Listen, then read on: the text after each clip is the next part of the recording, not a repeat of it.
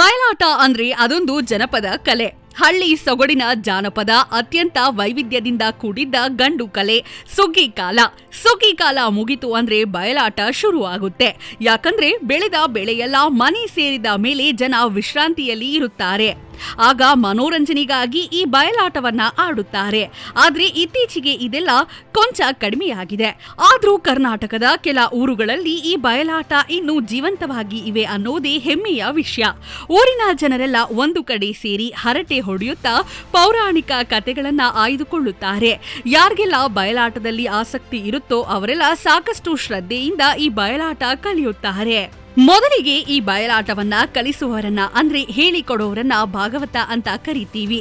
ಭಾಗವತ ಪೌರಾಣಿಕ ಕಥೆಯಲ್ಲಿ ಬರುವ ಪಾತ್ರಗಳಿಗೆ ಯಾರ್ಯಾರು ಯಾವ ಪಾತ್ರಕ್ಕೆ ಸೂಟ್ ಆಗ್ತಾರೆ ಅಂತ ನೋಡಿ ಅವರಿಗೆ ಪಾತ್ರಗಳನ್ನ ಹಂಚುತ್ತಾರೆ.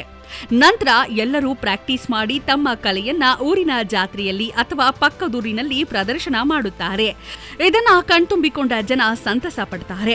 ಬಯಲಾಟ ಆಡಿದ್ದ ಪ್ರತಿಯೊಬ್ಬ ಕಲಾವಿದರಿಗೂ ತಮ್ಮ ಕಲೆಯನ್ನ ಬೇರೆಯವರ ಮುಂದೆ, ತಮಗೆ ಬೇಕಾದವರ ಮುಂದೆ ಪ್ರದರ್ಶಿಸಬೇಕು ಎಂಬ ಮಹದಾಸೆ ಇರುತ್ತೆ.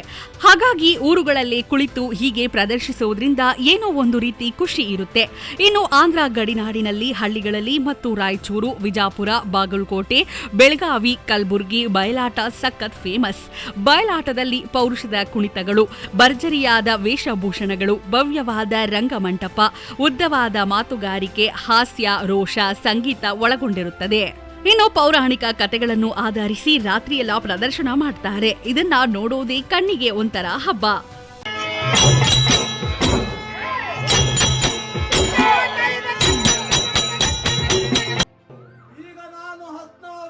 ಅನುಸಂಧಾನಕ್ಕಾಗಿ ಹೋದರೂ ಕೂಡ ಹೋಗದಂತೆ ಮಾಡಿ, ಒಡಂಬಡಿಕೆಯ ಮಾತು ಹೇಳಿದ್ರು ಕೂಡ ಸಿಟ್ಟು ಬರುವಂತೆ ಮಾಡಿ ಯುದ್ಧದ ಕ್ರಿಯೆಯನ್ನು ಹತ್ತಿಸಿ ಬರಬೇಕಾಗಿದೆ.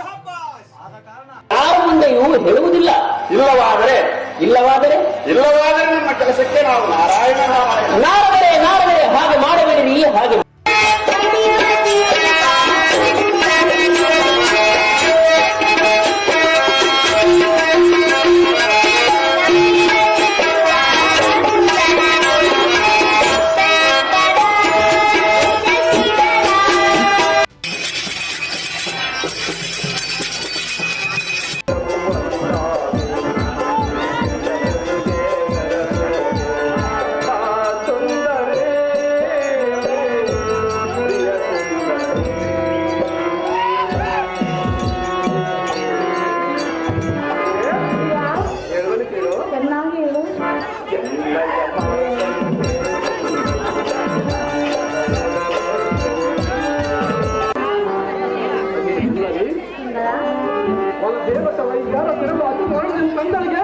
ಎಷ್ಟು ಶೃಂಗಾರವಾಗಿ ನಡೆಯುತ್ತಿರುವುದು. ಓದಾಗದ ಕಿರಣಕ್ಕೆ ಪ್ರಜ್ವಲಿಸುವ ಪ್ರವೃತ್ತಿಯನ್ನುವುದು ಅವು ಮುಗಿಲಾದ ಚಂದನಿಕೆ.